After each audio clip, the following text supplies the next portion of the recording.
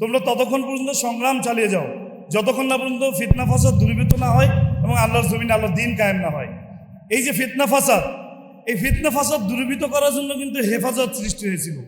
হেফাজত ইসলাম রাষ্ট্রীয় ক্ষমতায় যাওয়ার জন্য কিন্তু সেদিন এই হেফাজত শাপলা চত্বরে উপস্থিত হয়নি।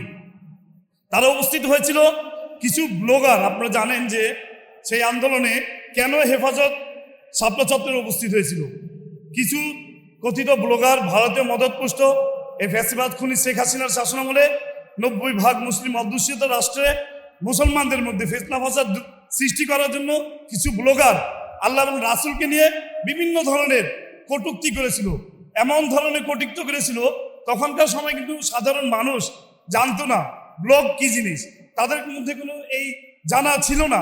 কিন্তু আমার দেশ পত্রিকা, আজকে মাহমুদুর রহমান ভাই যদি উপস্থিত থাকতেন তাহলে ওনার সামনে উনি এই বিষয়টি আরো যথাযথভাবে আলোচনা করতে পারতেন। আমার দেশ পত্রিকার মধ্যে কিন্তু এই বিষয়টা যথাযথভাবে তুলে ধরা হয়েছিল যে আল্লাহ এবং রাসূলকে বিভিন্নভাবে কটূক্তি করে কিন্তু মুসলমান এবং মুসলমানদের মধ্যে একটি বিদ্বেষমূলক সহিংসতা ছড়িয়ে দেওয়ার জন্য তখন এই ধরনের ব্লগাররা তৈরি হয়েছিল। হেফাজত শুধুমাত্র সেদিন ইসলামকে রক্ষা করার জন্য কিন্তু উপস্থিত হয়েছিল। তারা কিন্তু রাষ্ট্রীয় ক্ষমতা যাওয়ার জন্য কিন্তু সেদিন 5ই মে সংগঠিত হয়নি। আমরা দেখেছি, আপনারা অনেকেই জানেন, অনেকেই বলেন যে রাত্রে বাতি নিভিয়ে রাতের অন্ধকারে যে জেনোসাইডটি হয়েছিল, হত্যাযজ্ঞ সংগঠিত হয়েছিল, এই হত্যাযজ্ঞ রাতে 12টার পরে নাকি সুসংগঠিত হয়েছিল। আসলে কিন্তু ঠিক তা না। আমি নিজে এর প্রত্যক্ষদর্শী। আমার বিরুদ্ধে হেফাজতের 22টি মামলা হয়েছিল, 22টি মামলায় আমাকে দেওয়া হয়েছিল। আমি বিভিন্ন মেয়াদে অনেক দিন কারাবরণ করেছিলাম। এই হত্যাযজ্ঞ শুরু হয়েছিল দুপুর 12টার পর থেকে। শান্তিপ্রিয় মুসলমান ভাইরা দেশ বিদেশ থেকে যখন দেশে থেকে বিভিন্ন জায়গা থেকে যখন শান্তিপূর্ণভাবে মিছিল নিয়ে অংশগ্রহণ করেছিলেন, ঠিক তখনই বাইতুল মুকাররমের মূল প্রদেশ পথে তৎকালীন আমার মনে আছে ঢাকা মহানগর দক্ষিণের স্বেচ্ছাসেবক লীগের সভাপতি দেবাশিসের নেতৃত্বে তখন সন্ত্রাসীরা, পুলিশরা ঐক্যবদ্ধভাবে সাধারণ মুসল্লিদের উপরে হামলা চালিয়েছে, হত্যাযজ্ঞ চালিয়েছিল।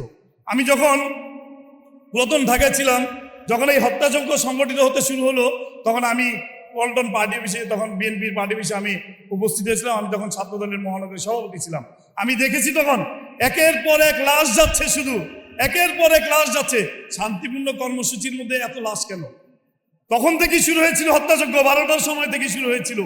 তা আমাদের মাননীয় তৎকালীন বিরোধী দলীয় নেত্রী দেশনেত্রী বেগম খালেদা জিয়া কিন্তু বিএনপি নেতৃবৃন্দকে রাজপথে নেমে আসার জন্য ঘোষণা দিয়েছিলেন। কিন্তু বিএনপির বামপন্থী নেতৃবৃন্দের কারণে সেদিন সেই আন্দোলন সফল হয়নি। কিন্তু আর না হয় সেদিনই এই খুনি ফ্যাসিবাদী খুনি শেখ হাসিনার পতন সংগঠিত হয়ে যেত। আমরা রাজপথে ছিলাম, আমরা দেখেছি কিভাবে হত্যাযজ্ঞ, রক্ত, লাশের মিছিল। আমরা চাই এই হত্যাযজ্ঞের যদি বিচার না হয় তাহলে এই যে বিডিআর বিদ্রোহ বলেন, এই যে বিগত ছাত্র জনতার গণঅভ্যুত্থান, গণবিপ্লব, 1400 ছাত্র জনতার গণহত্যা, এই সমস্ত গণহত্যাগুলি একের পর এক সুসংগঠিত হয়েই যাবে এই দেশের মাটিতে।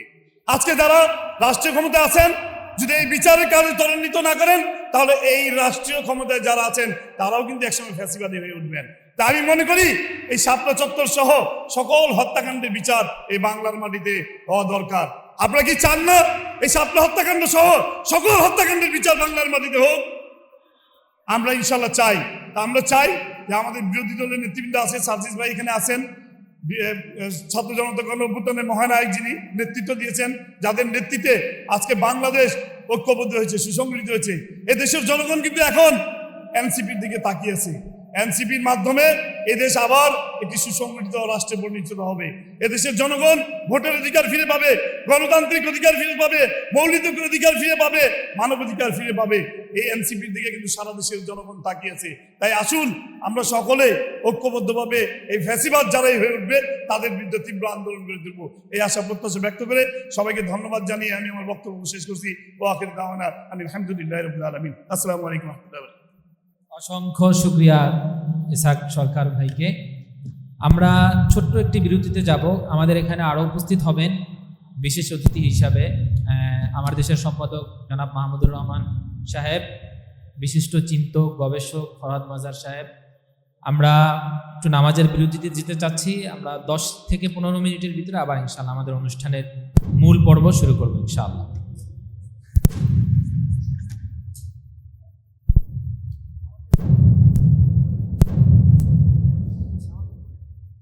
নামাজের ব্যবস্থাপনাটা নিচতলায়। এটা তো 5ই আগস্টের বিজয়কে ছিনিয়ে নিল। তাহলে কেন এটা হলো? কেন আমরা যে বৈষম্যের বিরুদ্ধে যুদ্ধ করতেছিলাম, আমাদের ছেলেরা রক্ত দিল, সেই রক্তের পরে আবার কেন রক্ত দিতে হলো? এদেশের স্বাধীন নাগরিকরা কি খালি রক্ত দিয়েই যাবে? আমরা কি কখনো স্বাধীনতার স্বাদ পাবো না? বিজয় কি আমাদের জন্য আসবে না? আমাদের এখন আবার লড়তে হচ্ছে যে জুলাই সনদ 13টা মাস বসে যে কথাগুলো হলো, এখন এসে আবার দেখা যাচ্ছে কাচুর মুচুর করতেছে। কেন ভাই? এটা তো হয়েই আছে। এটা দিতে সমস্যা কি? এটা স্বীকৃতি কথা বলতে সমস্যা কি? কেন এখন আবার হাবট নাবট লাগবে? কেন আমরা এটা নির্বাচনের আগে পারবো না? এইসব কথাগুলো যখন আসে তখন মনে হয় এবারের বিজয় সিদ্ধই হয়ে যাবে, এবং তার প্রথম বুলেটটা লেগেছে হাতির উপরে। পরবর্তীতে আরও কি ঘটবে আমরা জানি না। এই জন্য যদি আমাদের বিজয়কে অক্ষুণ্ণ রাখতে হয়, এই 5ই আগস্টের বিজয়কে যদি অক্ষুণ্ণ রাখতে হয়, ইতিহাস জানতে হবে, ইতিহাস জানাতে হবে, ইতিহাসের চর্চা করতে হবে। জুলাই সনদকে সামনে রেখে সংবিধানে সন্নিবেশিত করার ওয়াদা দিয়েই এই আগামী 12ই ফেব্রুয়ারি নির্বাচন অনুষ্ঠিত হবে ইনশাআল্লাহ। সেই নির্বাচনে এই জুলাই সনদ যাতে কার্যকরী হয়, সেই দিকে আমাদের হা ভোটের মাধ্যমে আমাদের এখানেও আমাদের মতামত দিতে হবে, এবং এই মতামতের মধ্য দিয়ে হয়তো আমরা একটা বিজয় লাভ করতে পারবো ইনশাআল্লাহ। সম্মানিত সুধীমণ্ডলী, এ পর্যায়ে আপনাদের সামনে বক্তব্য রাখবেন বাংলাদেশ জামাত ইসলামীর কেন্দ্রীয় সহকারী সেক্রেটারি জেনারেল, ঢাকা মহানগরীর অবিভক্ত দুঃখিত, এ পর্যায়ে আপনাদের সামনে বক্তব্য রাখবেন আমাদের ঢাকা 10 আসনের নমিনি কেন্দ্রীয় কর্মপরিষদ সদস্য জনাব অ্যাডভোকেট জসিমউদ্দিন সরকার।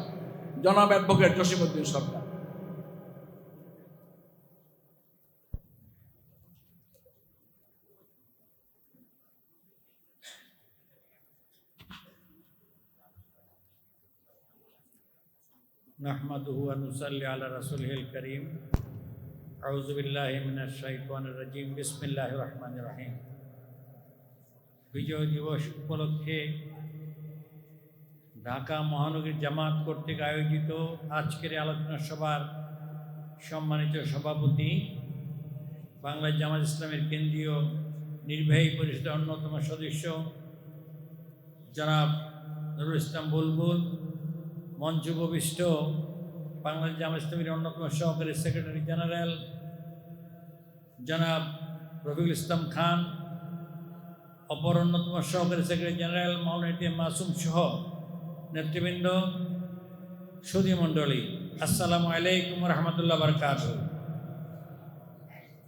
আমি খুব সংক্ষেপে দুটি কথা বলতে চাই। প্রথম কথা হচ্ছে যে রক্তের বিনিময়ে, ত্যাগের বিনিময়ে, কষ্টের বিনিময়ে, শাহাদাতের বিনিময়ে আমরা এই ভূখণ্ডটি স্বাধীন পেয়েছি। সেই বীর মুক্তিযোদ্ধাদের প্রতি আমি প্রথমে শ্রদ্ধা জ্ঞাপন করছি এবং তাদের আত্মার মাগফিরাত কামনা করছি। সম্মানিত বন্ধুগণ, আপনারা ইতিমধ্যে বক্তাদের কাছ থেকে শুনেছেন 54 বছরে কি সমস্ত অপকর্ম হয়েছে, তার কিঞ্চিত চিত্র তারা দিয়েছেন। গত কয়েকদিন আগে ওসমান হাদির উপরে হামলা, এটা প্রমাণ করছে দেশের যারা শত্রু, দুশ্মন, ষড়যন্ত্রকারী তারা বসে নেই। তারা নতুন করে একটা ঘোলাটে পরিস্থিতি সৃষ্টি করে দেশের বিরুদ্ধে একটা অবস্থান তৈরি করতে চাচ্ছে। আমরা স্বরাষ্ট্রমন্ত্রী সহ কেয়ারটেকার সরকার, এই অন্তর্বর্তী সরকারের প্রধান উপদেষ্টা ডক্টর ইউনূস সাহেবকে দৃষ্টি আকর্ষণ করে বলতে চাই, হাদি একজন ছত্রিশের যোদ্ধা এবং দেশপ্রেমিক একটা নাগরিকদের প্রতিনিধিত্ব করে। অবিলম্বে হাদির উপরে হামলাকারীদেরকে গ্রেপ্তার করে দৃষ্টান্তমূলক শাস্তি দিতে হবে। আমরা বিগত দিনে যে নির্যাতন, নিপীড়ন, বঞ্চনা, শোষণের শিকার হয়েছি, জাতিরা প্রত্যাশা করেনি। জাতি চেয়েছিল অর্থনৈতিক মুক্তি, গণতান্ত্রিক স্বাধীনতা, সাম্য, তার কিছুই পায়নি। বরঞ্চ আমার দেশের জনগণের টাকাকে লুটপাট করে বিদেশে বেগম পাড়া তৈরি করেছে, দুর্নীতির পাহাড় তৈরি করেছে তারা, সমাজের রন্ধ্রে রন্ধ্রে দুর্নীতিকে ছড়িয়ে দিয়েছে। শুধু তাই নয়, তাদের এতটাই বেপরোয়া হয়েছে, সেন্ট্রাল ব্যাংক, বাংলাদেশ ব্যাংকের যারা অন্যান্য ব্যাংকগুলি কাস্টোডিয়ান, সেই ব্যাংকের গভর্নরও চুরি করে দেশ থেকে পালিয়ে গিয়েছে। সুতরাং দেশকে রক্ষা করার জন্যে, গণতন্ত্র পুনঃপ্রতিষ্ঠার জন্যে, ন্যায় ও সাম্যের সমাজ কায়েম করার জন্যে, মানবাধিকার প্রতিষ্ঠার জন্য আমাদের শপথ নিতে হবে। আজকের এই দিনে আমাদের শপথ নিতে হবে এই দেশের 54,000 বর্গ মাইলের প্রতিটি ইঞ্চি জায়গাকে আমরা জীবনের রক্ত বিনিময় হলে রক্ষা করব ইনশাআল্লাহ। সমস্ত ষড়যন্ত্রের বিরুদ্ধে ঐক্যবদ্ধ হতে হবে। আজকে যারা বাংলাদেশের রাজনীতি করছেন, আমি আহ্বান জানাচ্ছি, দলমত নির্বিশেষে দেশের স্বাধীনতা, সার্বভৌমত্ব এবং নিরাপত্তার প্রশ্নে আমরা আসলে ঐক্যবদ্ধ হই, নচেতের চরম খেসারত সবাইকে দিতে হবে। এই ঐক্যবদ্ধ হওয়ার আহ্বান জানিয়ে আমার বক্তব্য শেষ করছি। আসসালামু আলাইকুম রহমতুল্লাহ।